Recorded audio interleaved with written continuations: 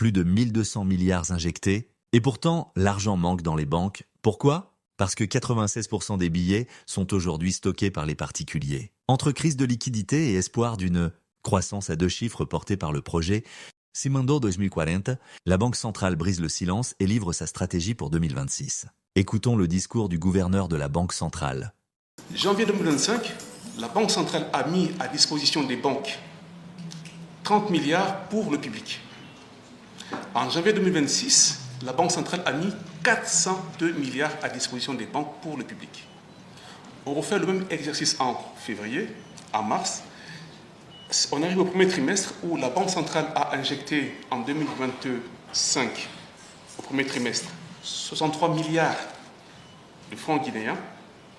Et cette année, nous avons injecté 1293 milliards. Donc le ruissellement, il est là. Nous avons injecté comme jamais dans l'histoire moderne de l'économie guinéenne. Si vous regardez ce qu'on a fait au quatrième trimestre, nous avons injecté 1657 milliards. Si vous regardez ce qu'on a fait durant l'année 2025, on a injecté 2800 milliards. Nous avons joué le jeu. Nous avons joué le jeu. S'il y a des gens à féliciter dans cette histoire-là, c'est la Banque centrale parce qu'on a joué le jeu. On a injecté comme pas possible. Le vrai problème est la thésaurisation. Je vous ai mis un tableau qui montre l'évolution de la circulation fiduciaire entre 2022 et 2025. Ce qui est intéressant de regarder, c'est le taux de détention des billets. Donc, sur 100 billets en circulation en 2022, 71 étaient détenus par le public et 29 étaient détenus par le système bancaire. Vous faites le même exercice en 2023, on a passé de 72, 73 à 27. Vous faites la même chose en 2024, on était à 86 et 13,9. Et en 2025, vous voyez qu'aujourd'hui, près de 96 billets sont dans le public et ne reviennent pas dans le circuit bancaire. Il n'y a que 4 billets qui sont dans le circuit bancaire. Donc le vrai problème, ce n'est pas l'injection. On peut injecter autant qu'on veut. Mais si les billets ne reviennent pas, il y a toujours ce sentiment qu'il manque des billets. C'est ça la vérité.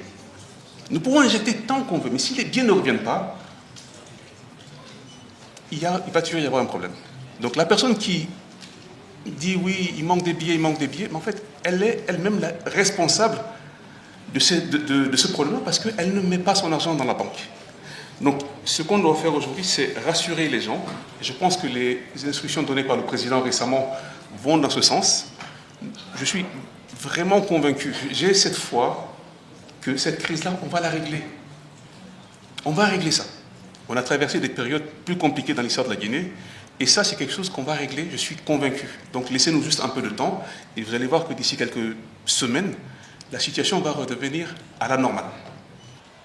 Après une analyse approfondie, le projet de loi de finances initiale 2026 apparaît solide sur le plan technique, cohérent dans ses orientations, soutenable sur le plan budgétaire.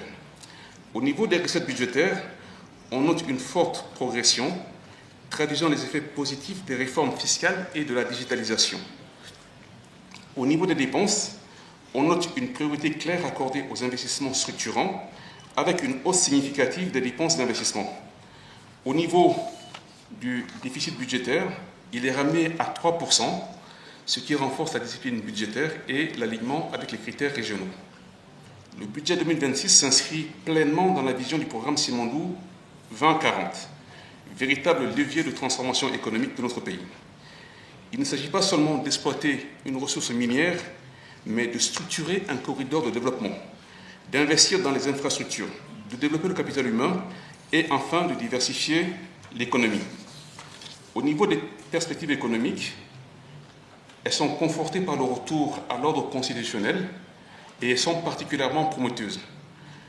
Nous attendons à avoir une croissance à moyen terme à 2 chiffres, une diversification progressive de l'économie et une attractivité accrue pour les investissements directs étrangers.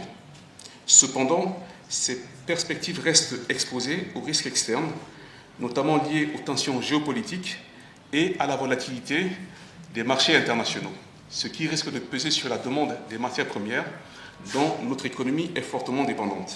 Pour consolider ces acquis, plusieurs orientations sont essentielles. D'abord, maintenir la discipline budgétaire. Ensuite, renforcer la coordination entre la politique monétaire et la politique budgétaire. Et enfin, poursuivre les réformes fiscales, maîtriser l'endettement et l'inclusion financière.